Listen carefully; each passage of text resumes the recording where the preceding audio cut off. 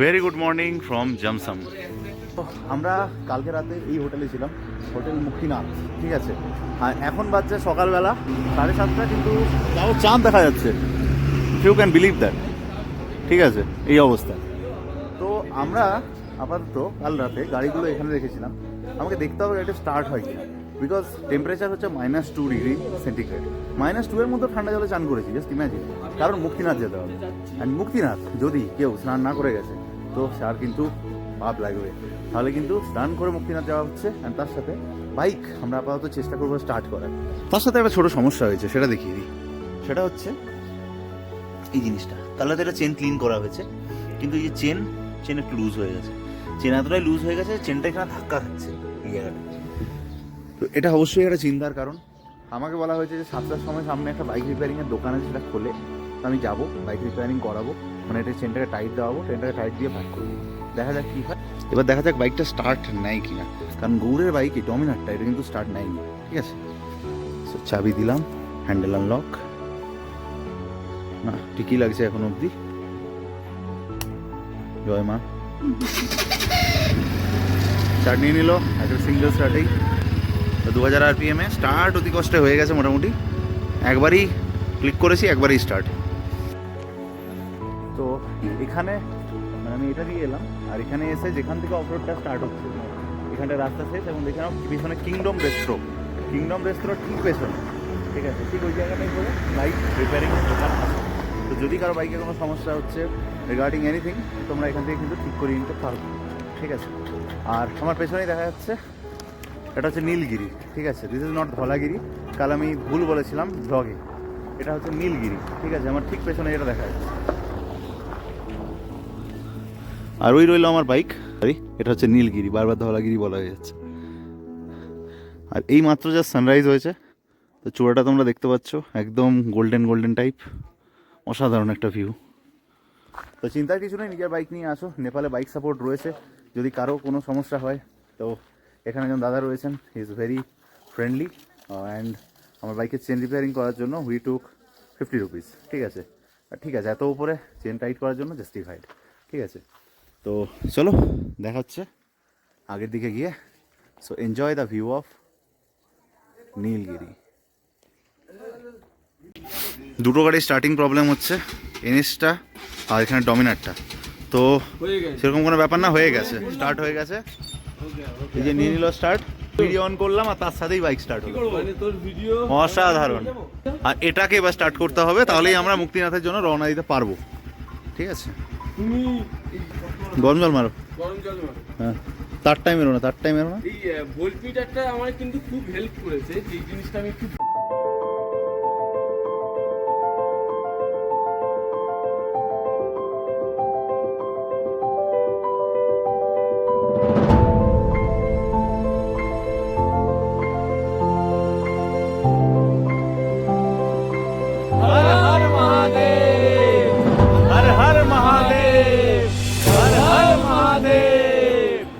তো বাইকে একটা এক্সট্রা ইকুইপমেন্ট লাগানো ছিল, যেটা হচ্ছে এই ভোল্ট মিটারটা। এই ভোল্ট মিটারটা যখনই 14-র উপরে চলে যাচ্ছে, বা অ্যাকচুয়ালি 12-র কাছাকাছি ছিল, ঠিক সেই সময় 12.6, ঠিক সেই সময় এখানে স্টার্টটা করা হচ্ছিল। যখনই স্টার্ট করা হচ্ছে ওটা নেমে চলে যাচ্ছে 11-র নিচে, আবার যখন বিল্ড আপ হয়ে ওটা 12 হচ্ছে, যেটা কয়েক সেকেন্ডের মধ্যে হয়ে যাচ্ছে, তখন আবার স্টার্টটা করা হচ্ছে। এই যে দেখো এখন গাড়ি স্টার্টে আছে, ব্যাটারি কিন্তু আস্তে আস্তে আবার বাড়ছে। তো এটা কিন্তু highly recommended for Riders. Bike start হয়নি, তাই ধরে ঠেলা হচ্ছে বাইকটাকে।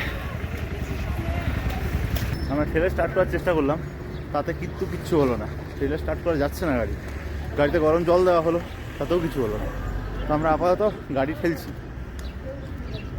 গৌড় ছুটতে গেল ওই আগের দিকে,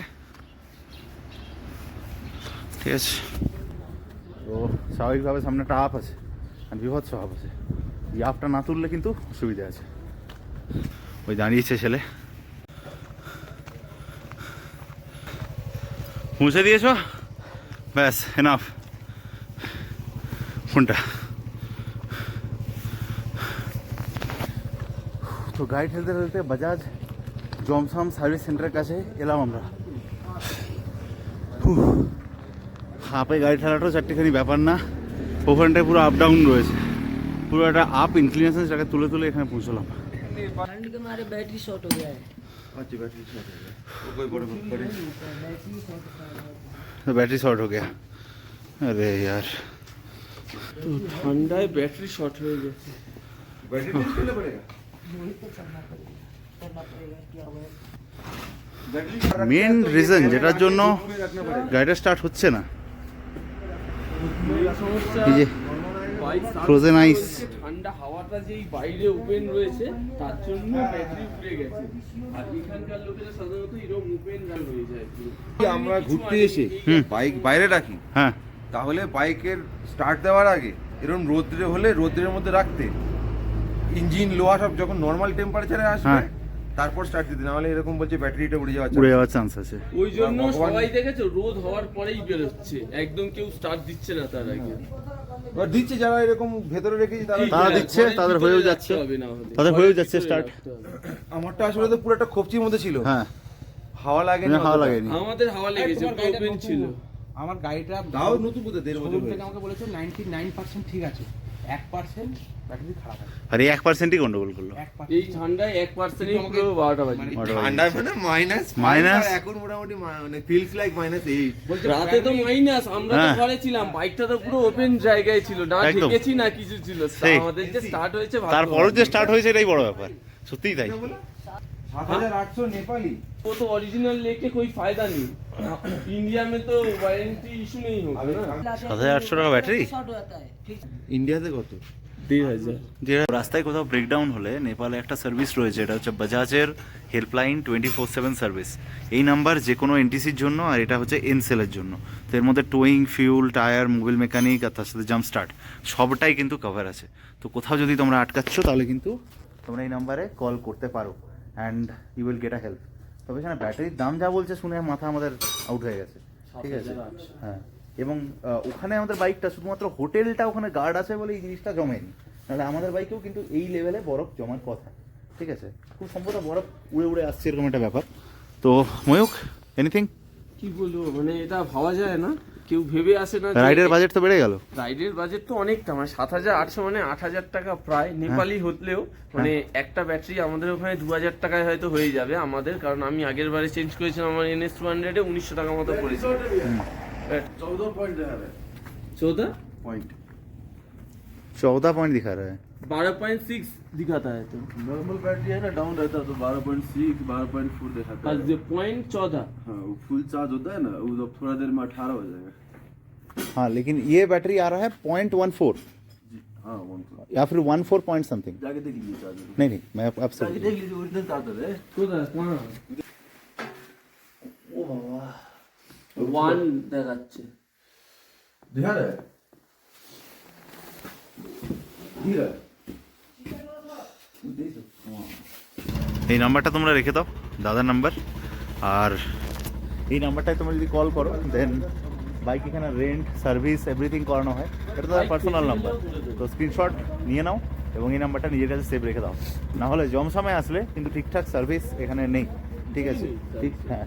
অ্যান্ড সার্ভিসের নামে যে প্রাইসগুলো রয়েছে, প্রাইস রেঞ্জটা প্রচণ্ড হাই, প্রচণ্ড হাই মানে প্রচণ্ড হাই, ঠিক আছে। 7,500 টাকা যেটা ব্যাটারির দাম হয়, 7,800 7,800 সরি, তাহলে মোটামুটিভাবে তোমার তৃপ্ত হয়ে গেল, ঠিক আছে। গৌর ভয় পাচ্ছে যে এর পরে গিয়ে কোনো সমস্যা না হয়, তো তাই জন্য যেটা ব্যাপার, ও গেল হোটেল, পয়সা নিয়ে আসছে, পয়সা নিয়ে এসে তারপরে চেঞ্জ করে তারপর বেরোনো হবে এখান থেকে। নতুন ব্যাটারি লাগিয়ে চেক করা হচ্ছে, নতুন ব্যাটারিতেও সমস্যা হচ্ছে গাড়িটা স্টার্ট হতে। তো ফাইনালি স্টার্ট করা গেছে আমাদের ডমিনারকে। ব্যাটারি এখন খোলা আছে, ব্যাটারিটা দিয়ে নতুন ব্যাটারি দিয়ে স্টার্ট করা হয়েছে।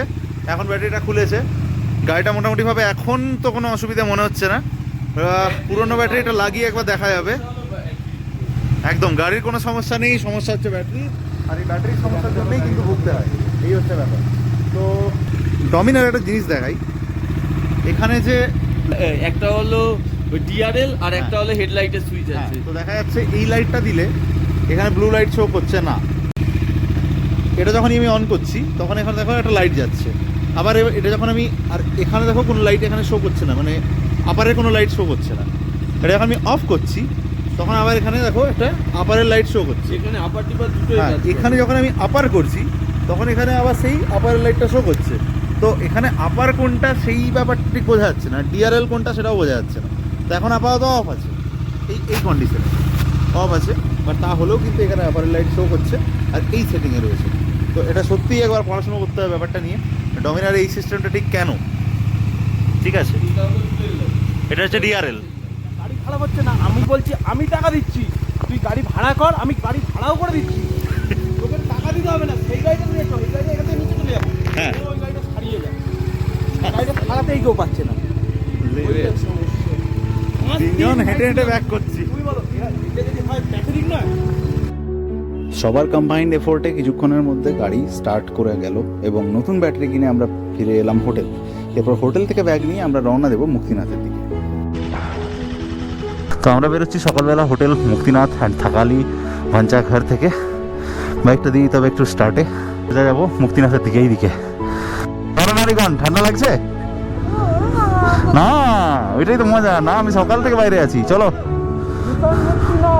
মিশন মুক্তিনাথ, চলো চলো চলো। হর হর মহাদেব নয়, জয় বিষ্ণু, জয় বিষ্ণুদেব। কথা বলতে বলতেই দেখি সুরজদা আর প্রিয়াদি দুজনেই কিন্তু রেডি হয়ে নিজেদের সুজুকি SX250 নিয়ে এখানে হাজির হয়ে গেছে। এখান থেকে একটা জিনিস খুব ভালো করে বোঝা গেল যে একসাথে থাকলে কি না সম্ভব হয়। গৌরের বাইক হয়েছিল খারাপ, ব্রেকডাউন হওয়াটা কোনো রেয়ার ব্যাপার নয়, কিন্তু সবাই মিলে যেভাবে একসাথে দাঁড়িয়ে কাঁধে কাঁধ মিলিয়ে সমস্যাটাকে পার করে এলাম, সেটাই কিন্তু ইউনিটি ইন স্ট্রেংথ বোঝায়। আর এরপরেই আমরা পেলাম মুক্তিনাথের টিকিট, মানে মুক্তিনাথ যাওয়াটা আমাদের কিন্তু সক্ষম হলো। এর পরের যে গল্পটা সেটা তোমাদের জন্য নেক্সট ভিডিওতে নিয়ে আসবো। একদমই কমপ্লিট একটা আলাদা ভিডিও হবে, ফ্রম জমসম টু মুক্তিনাথ, সমস্ত কিছু ডিটেলে দেখাবো। আজকে ভিডিও এই পর্যন্ত, দেখা হচ্ছে নেক্সট ভিডিওতে।